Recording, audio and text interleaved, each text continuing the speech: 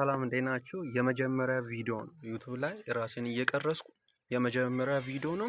ያው ትምህርት ተዘግቷል። አሁን ትምህርት ተዘግቷል። አሁን 2 ወር ሙሉ ነው ያለን። 2 ወር ሙሉ ነው ያለን። 2 ወር ውስጥ ሀዋሳ ምን እንደምሰራ ሀዋሳ ውስጥ የሚገኙትን ሰፈሮችንም ሀይቆችንም ከእናንተ ጋር የምንመለከት ይሆናል። እሱ ብቻ ሳይሆን በቃ እኔ እንቅስቃሴን ለእናንተ የሚጠቅማችሁን አስተላልፋችኋለሁ።